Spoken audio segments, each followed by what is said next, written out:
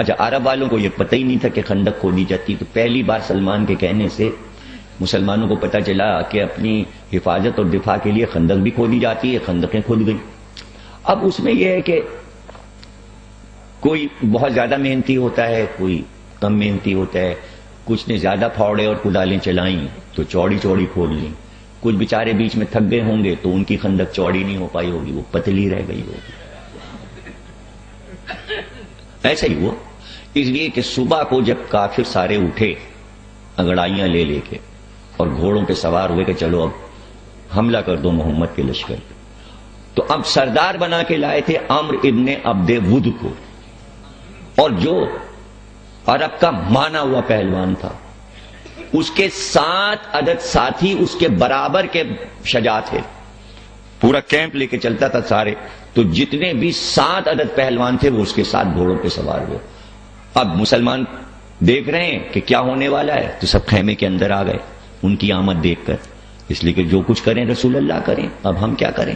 اور کافر اطمینان سے وہاں بیٹھیں کہ یہ 7 کافی ہیں مسلمانوں کے لیے، اور وہ سمجھتے تھے یہ ایک عمرو ابن عبد ود جو ہے یہی کافی ہے، وہ اسی کے اوپر ناز سے آئے تھے کہ بھائی یہ کافی ہے ہمارے لیے اور یہ سب کچھ لشکر فتح کر لے گا۔ اور اس میں صرف ایک ٹارگٹ تھا کہ 2 کے سر پہلے کاٹنا، ایک محمد اور ایک علی، اور اگر 2 سر آ گئے تو یہ سارا اسلام کا قصہ آج ختم ہو جائے گا۔ گویا اسلام کا قصہ ختم کرنے آئے تھے، جب محمدی نہ رہیں گے اور علی نہ رہیں گے تو اسلام کیا رہے گا، اور دین کیا رہے گا، اور مذہب کیا رہے گا، اور قرآن کیا رہے گا، اور نماز کیا رہے گی، اور روزہ کیا رہے گا، اور ہم سب کیا رہیں گے، اور یہ مسجدیں کیا رہیں گے، یہ سب کہاں ہوتا اگر اس دن سب کچھ خاتمہ ہو جاتا۔ لیکن ہے 63 اسلامی ملک ہیں روئے زمین پر، جہاں نہیں بھی ہیں تو عیسائیوں کے ملک میں بھی مسجدیں ہیں، نمازیں ہو رہی ہیں، اسلام کے ڈنکے بج رہے ہیں۔ کیوں؟ کیسے؟ اگر اسی دن عمرو ابن عبد ود اور اس کے ساتھی سب کچھ ختم کر دیتے تو ہوتا کیا ہوتا روئے زمین پر۔ یہی اللہ اس سورے میں جتا رہا ہے مسلمانوں کو کہ سوچو کیا ہوتا اور کیا ہوا تھا۔ اس لیے اس سورے کو اس نظریے سے پڑھنا چاہیے، سمجھے نا، دیکھنا چاہیے، تلاوت کرنا چاہیے، اور اس کی تفسیر بھی پڑھنا چاہیے۔ وہ جو آیا تو اس نے دیکھا چوڑی چوڑی خندقیں کھدی ہوئی ہیں، خوب ہنسا، تو سب نے کہا یہ کہاں سے مسلمانوں کو معلوم ہو گیا؟ تو عمرو ابن عبد ود نے کہا تمہیں نہیں معلوم، ایک ایرانی بھی محمد کے ساتھ صحابی ہے، یہ اس نے مشورہ دیا ہے، اس کے علاوہ کسی کو یہ بات نہیں معلوم۔ یہ جو خندقیں کھودی ہیں، اب سب کہنے لگے اب ہم اس طرف پار جائیں کیسے اور حملہ کریں کیسے؟ تو عمرو ابن عبد ود نے پورا چکر لگایا دیکھنے کے لیے کہ پتلی کہاں سے ہے خندق۔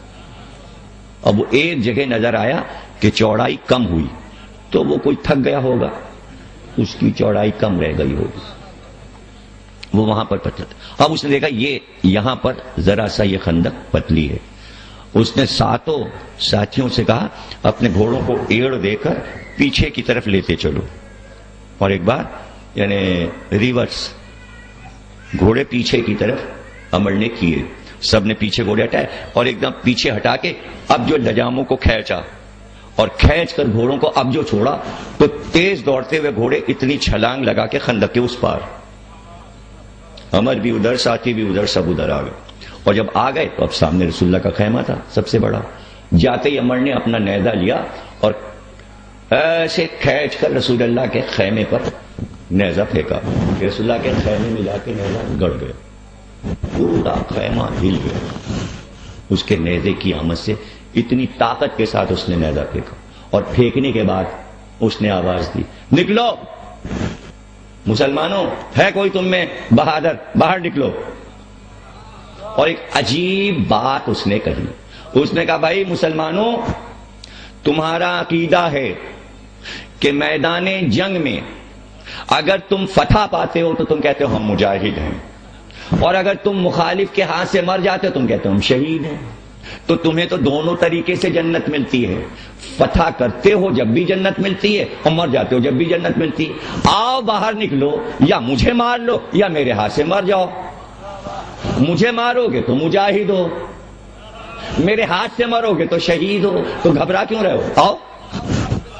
دیکھیں اس نے 2 بڑے ایسے کام کفر کے کیے، اور دونوں میں اس نے عقیدوں پہ حملہ کیا، یعنی رسول کے خیمے پہ نیزہ مارا، یہ رسالت کا عقیدہ، دوسرا عقیدہ جنت کا عقیدہ، جہاد اور شہادت کے عقیدے کو للکارا. یعنی اس نے عقیدے کو للکار کے بتایا کہ ہمیں اسلام سے دشمنی جو ہے وہ شریعت سے نہیں ہے، عقیدوں سے دشمنی ہے.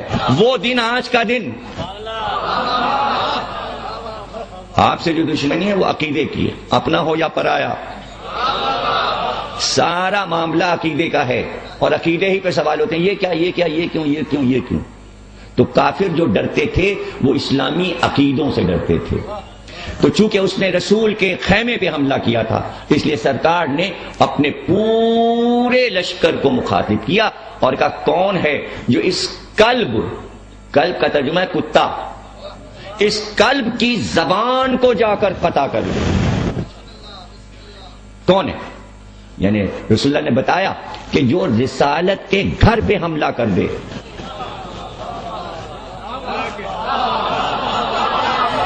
رسالت کے گھر پہ حملہ کر دے. آپ نے بتایا کہ جائے اور اس کی زبان کو قطع کر دے. اب یہاں پر سارا معاملہ جو ہے، لڑائی کا نام جنگ کا ہے جنگ خندق، اور خندق ہے اہم چیز. اور مسلمانوں نے رمضان میں روزہ رکھ کر سحری کے وقت سے کھودنا شروع کیا اور دن بھر کا روزہ بھی گیا، اسی محنت میں ہوا، اور سردی بھی تھی. اتنی محنت سے خندق کھودی. کیوں کھودی؟ کافر ادھر نہ آنے پائے، اور آ گیا. تو خندق کھودنے کا فائدہ، خندق کیوں کھودی؟ ضائع ہو گیا معاملہ. اس لیے کہ جب آ ہی گئے وہ تو پھر خندق کا کیا؟ نہیں، خندق کا معاملہ جو ہے وہ جناب علی وہ کچھ اور ہے. خندق رسول اللہ نے کافروں کے لیے نہیں کھلوائی.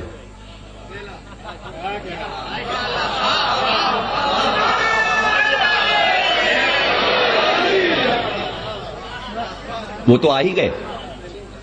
خندق جو کھدوائی وہ بھی سورہ سے ہی پتہ چلا.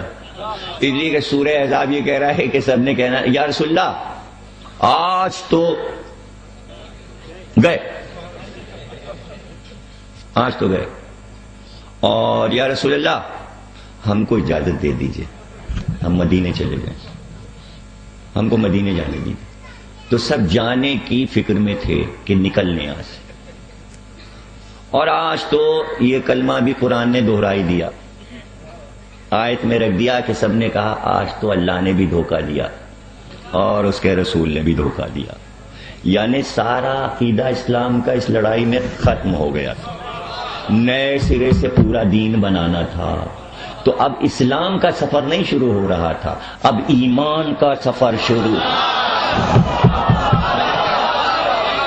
اب ایمان کا سفر. تو اب چونکہ سب جانا چاہتے تھے، اللہ کو معلوم تھا کہ یہ بھی کہیں گے جانے دو، تو خندق اللہ نے پہلے اپنے نبی سے کھدوا دی.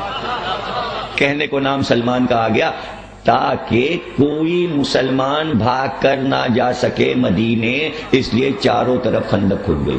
لیکن ایک بات کہیں گے کہ جب رسول اللہ آپ کو پتا ہے کہ یہ اگر رک بھی گئے تو سب لڑیں گے نہیں، تو روکنے کا فائدہ، روکنے کا کیا فائدہ؟ تو رسول اللہ جواب دیں گے مسکرا کر کہ بات یہ ہے کہ بدر میں، احد میں، ہر لڑائی میں سب بھاگ لیے، کسی نے میرے شیر کو لڑتے نہیں دیکھا. آج پوری امت کو روکا ہے کہ دیکھو کل ایمان کل کفر سے لڑتا کیسے.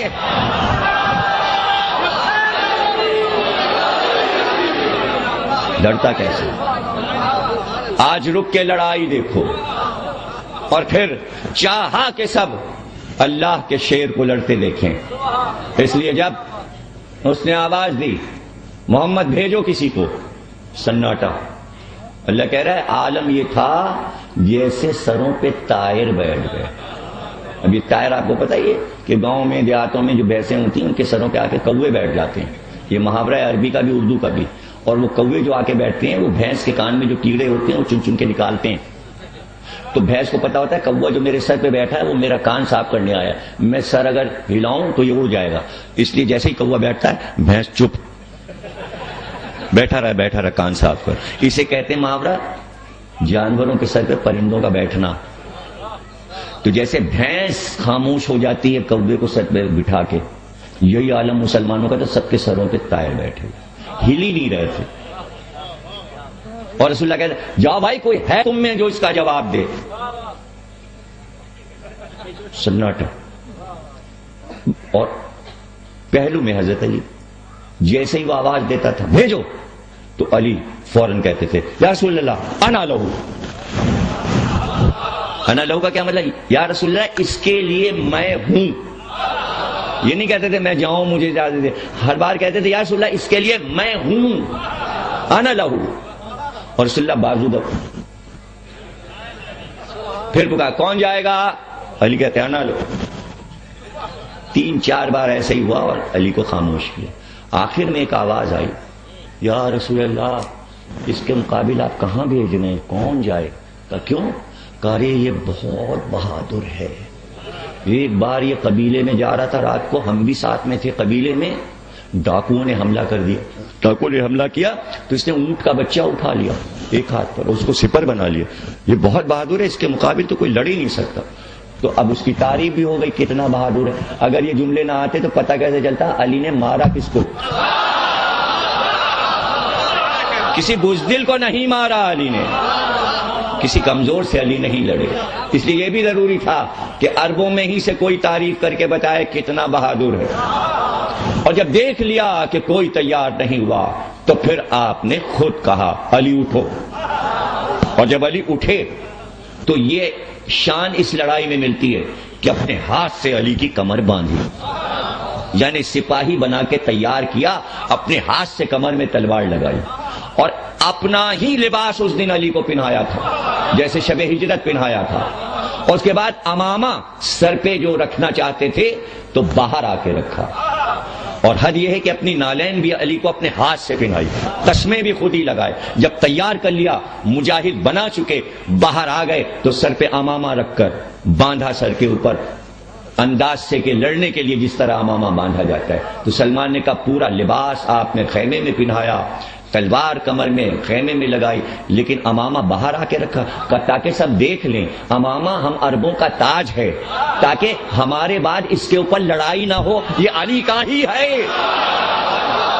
سب دیکھ لیں کہ یہ علی کا ہے. اور اس کے بعد پھر رسول اللہ نے اعلان کیا اور کہا کہ دیکھو آج کل کفر کے مقابل کل ایمان جا رہا ہے. کل کفر کے مقابل، چونکہ کل وہ سب احزاب جمع ہوئے تھے تو سارا کفر ایک جگہ جمع تھا اور ان کا دار و مدار عمرو ابن عبد ود پر تھا، تو کل کفر اس کے اندر تھا. ایک درود پڑھ لیں. تو اب یہاں سارا ایمان جو تھا، قوت ایمانی وہ علی میں تھی، اس لیے کہ سب کی نظر علی پر تھی. کل ایمان جا رہا ہے اور چلے تو پیدل چلے، گھوڑے پہ نہیں بٹھایا، پیدل گئے علی. تو ایک بار ایک بہت بڑے عالم تھے خطیب اعظم جو کہ خطابت کے بانی ہیں، آج سے کوئی 100 سال پہلے، 125 برس پہلے، خطیب اعظم سبط حسن صاحب اللہ کا مقام دکن میں بادشاہ کے سامنے تقریر کر رہے تھے نظام کے. تو یہ واقعہ پڑھا تو بادشاہ نے تقریر رکوا کے پوچھا کہ کیوں، کیا گھوڑا نہیں تھا، پیدل کیوں بھیجا، کیا اسلام کے لشکر میں کوئی گھوڑا نہیں تھا؟ تو انہوں نے تقریر روک کے جواب دیا، انہوں نے کہا نہیں گھوڑے تو تھے، لیکن چونکہ کہا تھا کل ایمان جا رہا ہے تو اگر گھوڑے پہ بٹھاتے تو کل ایمان میں گھوڑا بھی شامل ہو جاتا.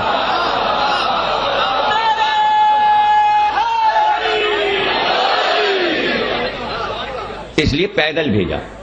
گئے علی، رجز ہوا، نام پوچھا گیا، اس کو پتا چلا. اس نے کہا کہ بھائی تم علی ابو طالب کے بیٹے ہو؟ کہاں. تو تم ہم سے کیوں لڑنے آئے ہو، ہماری تو ابو طالب سے بہت دوستی تھی. علی نے کہا تو جھوٹا ہے، کفر اور ایمان میں کبھی دوستی ہو ہی نہیں سکتی، جھوٹ بولا. اس نے کہا بھائی تم ہمارے ہاتھ سے قتل ہو جاؤ گے، جو بھی ہمارے مقابل آیا ہے ہر ایک مارا گیا، اور جو میرے ہاتھ سے مرتا ہے پہلے میں اس سے پوچھ لیتا ہوں، 3 باتیں اس کی پوری کر دیتا ہوں. اگر تمہیں مانگنا ہے تو 3 باتیں مانگ لو اس سے پہلے کہ تم میرے ہاتھ سے قتل ہو جاؤ. علی نے کہا اچھا، پہلی بات تو یہ ہے کہ تو کلمہ پڑھ لے. اس نے کہا نہیں ہم تو لڑنے آئے، تم سے کلمہ کیوں پڑھیں گے. کہا اچھا تو پھر واپس چلا جائے. کہا واپس کیسے جائیں گے؟ عورتیں ہمارے اوپر ہنسیں گی. عرب کی عورتیں ہنسیں گی, ہم واپس کیوں جائیں؟ کہا اچھا تیسری بات مان لے, میں پیدل ہوں, تو گھوڑے سے اترا, تو بھی پیدل ہو جائے. اس نے کہا ہاں یہ تمہاری تیسری بات ماننے لیتے ہیں. لیکن بہادر تھا تو اس کو تو اصول تو کرنا ہی تھا. یہ پورا اتر آیا گھوڑے سے, اور اترتے اس نے تلوار کو گھمایا اور گھما کے ایک وار کیا. وار جو کیا تو گھوڑے کے چاروں پیر ایک وار میں 7 کاٹ دیے. یہ واحد لڑائی ہے جس میں علی نے اپنے مقابل پر, علی 3 طریقے کے وار کرتے تھے میدان جنگ میں, صرف 3 وار کرتے تھے. چوتھا وار علی نے اس میں استعمال کیا ہے جنگ خندق میں. وہ 3 واروں کی قسمیں بتا دوں آپ کو. پہلا وار علی جو کرتے تھے وہ کہلاتا تھا طول کا وار, طول کا وار. ایک تھا عرض کا وار, ایک تھا سیفی کا وار. جو عرض کا وار علی کرتے تھے وہ اس طرح کہ مقابل کے سر پہ لاتے تھے ذوالفقار اور وہاں سے مارتے تھے, اور 20 سے 2 ٹکڑے کرتے ہوئے ذوالفقار کو زمین تک لاتے تھے. یہ تھا طول کا وار.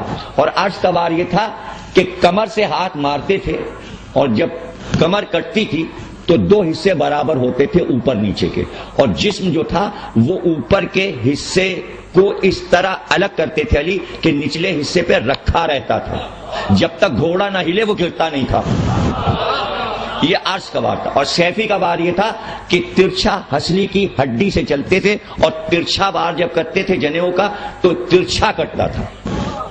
اس میں آدھا بدن ادھر گرتا تھا اور آدھا ادھر. لیکن چوتھا وار علی نے اس لڑائی میں کیا, اور اس کے بعد وہی چوتھا وار جب دوسری بار کیا ہے تو جنگ جمل میں کیا تھا. وہ آنے والی کسی تقریر میں عرض کر دیں گے. علی نے عمر پہ جو وار کیا, پہلا وار جوابی جو کیا وہ پیروں پر کیا, اور ایک ہی وار میں گھٹنے سے دونوں پیر کاٹ دیے, جبکہ یہ وار علی کم استعمال کرتے تھے. اور پہلی بار دیکھا گیا تو اس کی وجہ یہ تھی علی نے جواب دیا کہ تو نے بے زبان جانور کے پیر قطع کیے. یہ اس کا جواب ہے. یعنی بنی ہاشم کو گھوڑوں سے کتنی محبت تھی کہ کافر نے اپنے ہی ساتھی کو جس نے اس کی خدمت کی تھی اس کے پیر کاٹ دیے. اب جو گھٹنے کاٹے تو گر گیا. جب گر گیا تو اب دیر کیا تھی سر کاٹنے میں؟ علی جا کے سینے پہ سوار ہو گئے کہ گلا کاٹ لیں. اس نے بے ادبی کی. بے ادبی جو کی اس نے اپنا لعاب دہن علی کی طرف پھینکا. جیسے ہی اس نے لعاب دہن پھینکا علی سینے سے ہٹ گئے اور ٹہلنے لگے. اب وہ پڑا ہوا ہے علی ٹہلے. مولانا روم نے اپنی مثنوی میں اس بات کو اتنا خوبصورت بیان کیا ہے. کہتے ہیں کہ اس وقت جب علی ٹہلنے لگے تو عمر ابن عبدالبود نے پکار کے کہا اے شجاعوں کے شہباز, تم نے مجھے تڑپتا ہوا کیوں چھوڑ دیا؟ ارے کاٹ لو نا میرا سر تاکہ میری مصیبت ختم ہو جائے. اس طرح مولانا روم نے بیان کیا کہ پھر علی نے جواب دیا کہ تو نے بے ادبی کی, مجھے غصہ آ گیا تیری اس حرکت پہ. اگر اس وقت میں تیرا گلا کاٹتا تو اس عمل میں جو عبادت میں کر رہا ہوں اس میں میرا غصہ شامل ہو جاتا, جبکہ میں میدان جنگ میں اللہ کے لیے جہاد کرتا ہوں.